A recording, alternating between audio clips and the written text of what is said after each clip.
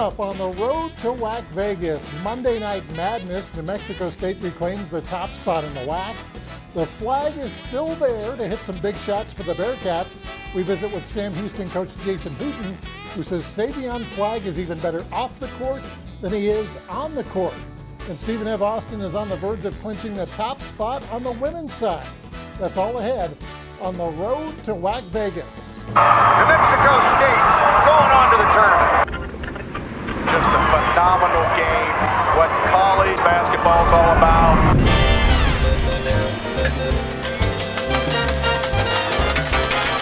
Welcome to the road to WAC Vegas. I'm Eric Danner, filling in for Kendra Sheehan, who is at the WAC Swimming and Diving Championships in Houston this week. We had Monday night basketball with no less than first place on the line as New Mexico State visited Seattle U. At the Red Hawk Center, great game early on. Darion Trammell doing the dipsy-do under the rim. Then on the other end, gets the steal. He's one of the best in the country at that, and the bucket. He would score a game-high 24. Second half, Aggies trying to pull away. Johnny McCants, yes he can. New Mexico State up by 7. Teddy Allen continuing to have a great season, gets the tough shot to go. He scores 19. New Mexico State wins 68-55 and are in sole possession of first place in the WAC. On Saturday night, the Aggies visiting Grand Canyon in our featured game of the week, a full house as always in Phoenix. And New Mexico State's Teddy Allen returning to his hometown and putting on a show. He scores 30, grabs 10 rebounds as New Mexico State wins 82-66. Allen is named WAC Ticket Smarter Player of the Week. Now tied for second place in the WAC is Sam Houston. The Bearcats are on a 3-game win streak after picking up a pair of victories, but it wasn't easy. Hosting Abilene Christian down 3 when Savion Flagg pulls up and hits the 3 to send the game to overtime. What a shot by Flagg. In OT, it's Flagg again. He scores 20. Sam Houston wins 75-71. On Saturday night in Edinburgh, check out the alley-oop to Flagg. Could be the dunk of the year in the WAC. Bearcats win 67-61. Our featured game of the week is Thursday night as Sam Houston visits Stephen F. Austin in a battle of the Piney Woods on the hardwood, if you will. That will be a 6:30 Central Time start on ESPN+. The Lumberjacks have won 6 in a row. Quick look at the conference standings with 2 weeks to go. New Mexico State on top, Seattle U and Sam Houston with Stephen F. in 4th. Grand Canyon a game out in 5th. They would be playing Wednesday in WAC Vegas if the season ended right now. Abilene Christian and Utah Valley tied for 6th, which means one of those teams would play Tuesday at Mandalay Bay if the season ended today. Still ahead on the road to WAC Vegas, we visit with Sam Houston coach Jason Hooten. The head man for the Bearcats hopes his team will be playing their best basketball as we head to WAC Vegas. We'll be right back. Fans, welcome back to WAC Vegas. As we celebrate more than a decade of madness at the Orleans Arena, the 2022 Hercules Tires WAC Basketball Tournament, March 9th through the 12th. In this year, there are even more games to watch, with 20 teams in Las Vegas. For ticket information, go to WACsports.com.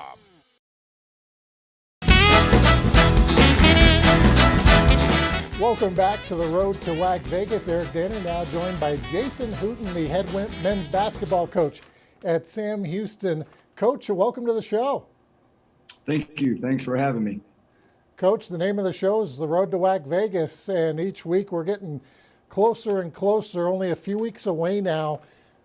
Give us an assessment, your first year in the WAC. Obviously, when we talked to you during the basketball media days back in October, is it what you expected the league would be like this year?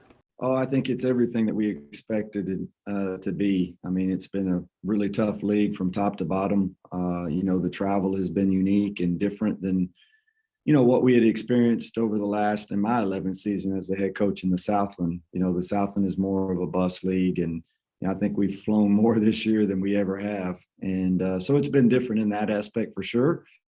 But I think the overall coaching and the talent from top to bottom has just been really, really challenging, and just a great league. It's been a really good basketball league and very competitive. Coach, let's go back to when conference play first started, right around the first of the year. You play non-conference went 5-8 during your non-conference slate, but you did schedule a number of Power 5 schools, and then you get into Western Athletic Conference play, and it seems like you guys kind of hit a switch. All of a sudden, things started clicking. Is that a fair assessment?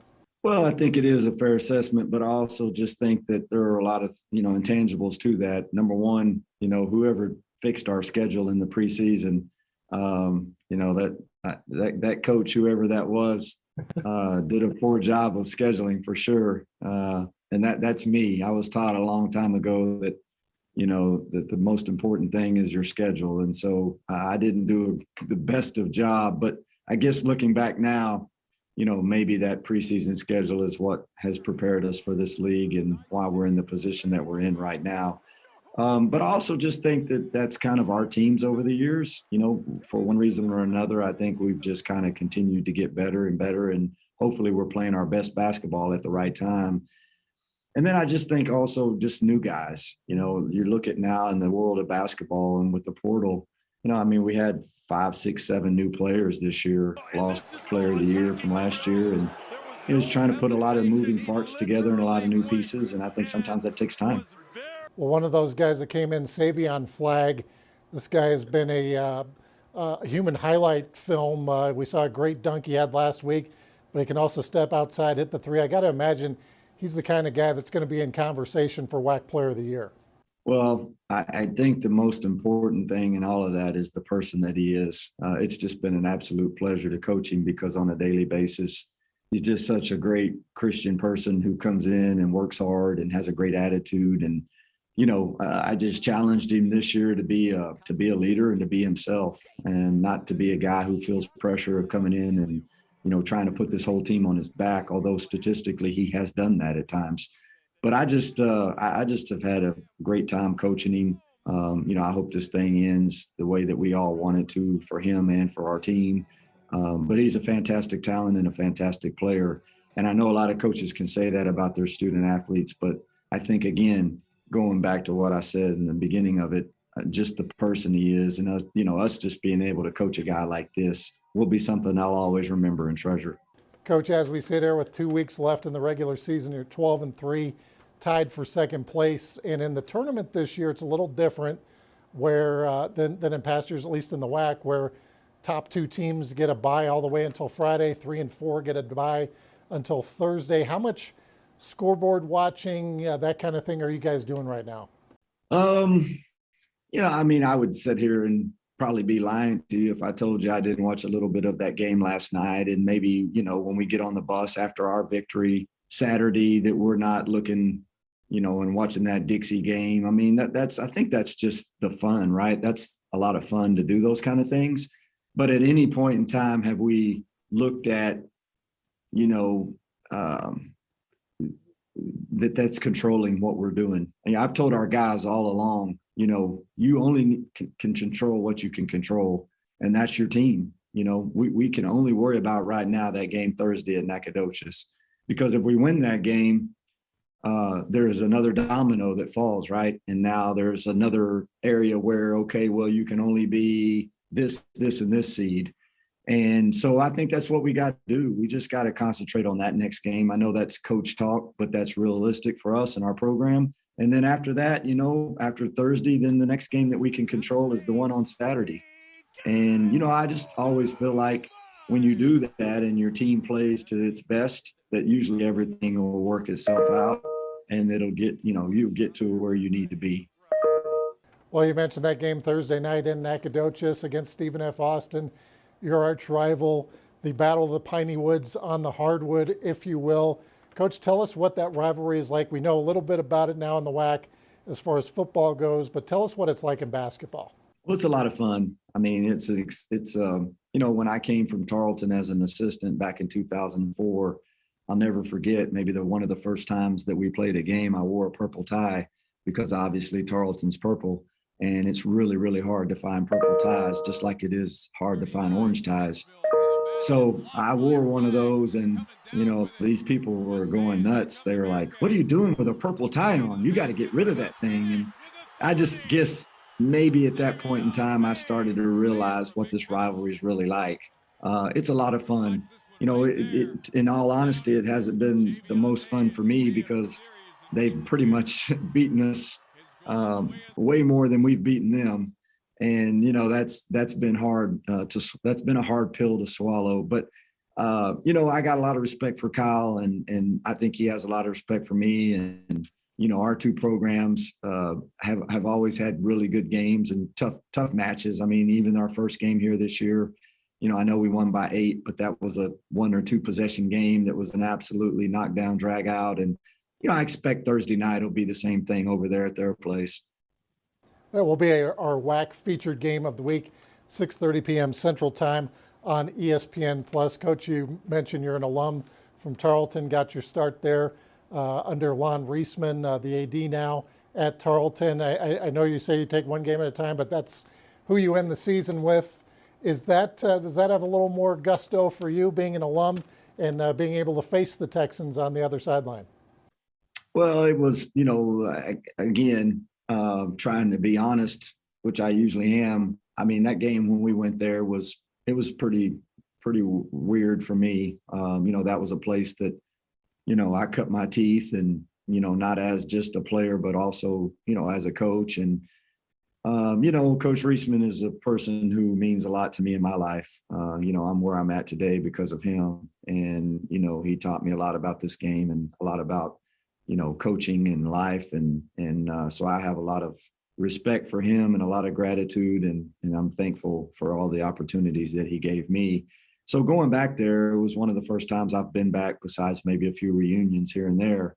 But to be on the court and on that sideline and on the other sideline was different for me, for sure. And our team didn't play their best that night. You got to give Tarleton a lot of credit. They were better than we were that night. And that was kind of the game where we got it going. We went over to Abilene after that one and won on the buzzer, and then we took off after that, and we've been really good. So that game it'll be our last game. It'll be senior night for 3 of our guys that are actual seniors that don't have any eligibility left. And, I don't think that one will be any different. Maybe that one the first time was, but I don't think from here moving on, it won't be. I think there'll be regular games for me now and not any real added juice or any type of added, anything else added to it. I just think maybe that first one was. And after that, now it's another game and another school that's in our conference. Well, this will be your guys' first trip to WAC Vegas here in a few weeks, playing at Mandalay Bay on Tuesday, and then the following days at the Orleans Arena. Coach, as far as getting prepped for that atmosphere there's a lot of things going on in Vegas always, all the time, but it's championship week. You got the Pac-12 Mountain West. There's a lot of basketball fans in the city. How do you get your guys ready for a situation like that? Oh gosh. I haven't even really looked that much forward. We've been very blessed this year and had a team that has been real cerebral and locked into moments and scouting reports and focus and things of that nature. So, I don't think our guys are going to get caught up in, this is a trip to Las Vegas. I think our guys at that point in time when it gets here, I think our guys are going to be locked into the fact that we need to go over there and try to find a way to win that tournament. And, maybe now, maybe if we're blessed and fortunate to be playing on Saturday evening or Saturday and we win that thing on Saturday, then maybe it'll be hard for me to keep them in on a Saturday night after winning it, but not, we just have been really focused and locked in on travel. And this team has traveled very well this year. And, so I'm not so much worried about that. I do think it's exciting. When we heard that we were playing our conference tournament in Las Vegas, I think that was exciting to our players. But I also think that was exciting to our fan base. I do think we'll have a good group of people that'll travel out and come support our team and come watch us, because it's neat all the way around, right? It's our first time in this league. We've been blessed to have qualified already for the conference tournament, which is something that we always want to do. It's one of the staples in our program. And then, to be able to do it in Las Vegas, it's pretty cool. I mean, nothing against Katy, Texas, but, we went to Katy every year and that was almost kind of like a home game for us. People just got in their car, drove an hour, and, now we got to get on an airplane and we got to, fly to to the Sin City of the world. Well, Coach, I want to thank you for taking some time out, and good luck the rest of the way. No, thank you for having me, and we'll look forward to seeing you in Las Vegas. Thank you. All right, that is Jason Hooten, head men's basketball coach for the Sam Houston Bearcats. Coming up next, we'll talk women's basketball on the road to WAC Vegas.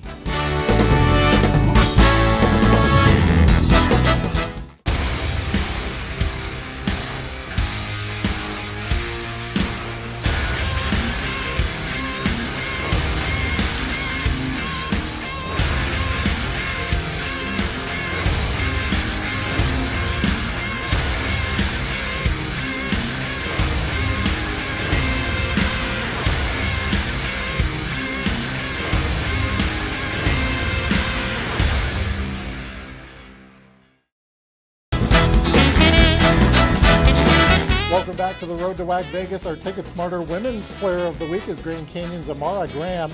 The grad student had a season-high 25 points in the Lopes win over California Baptist, which also happened to be our WAC featured game of the week. GCU jumped out to a 25-8 lead in the first quarter and never looked back. They win by 20 and are now in sole possession of second place in the WAC. GCU hosting Chicago State on Thursday, then visits Sam Houston on Saturday. Remember, only 2 weeks left in the regular season. Stephen F. Austin can clinch the top spot in WAC Vegas with a win over Sam Houston on Thursday night. On Saturday, the Lady Jacks will be in our featured game of the week as they visit Abilene Christian. SFA has won 15 games in a row and haven't lost since December 14th. Abilene Christian is currently in a tie for fourth place in the WAC. A look at the women's standings, it's a bit of a purple haze at the top. California Baptist is now in third. ACU is tied with Utah Valley for fourth. The Wolverines have won 4 in a row. Sam Houston right now is in sixth. Tarleton, still transitioning from D2 to D1, aren't eligible for this year's conference tournament, along with Dixie State. So it could be an interesting final 2 weeks to see who plays who in WAC Vegas. Congratulations to Lizzie on winning our trick shot contest that gets her 2 tickets to WAC Vegas. This was our last contest of the season. We'll see everybody on March 8th in WAC Vegas. Have a great week, everybody.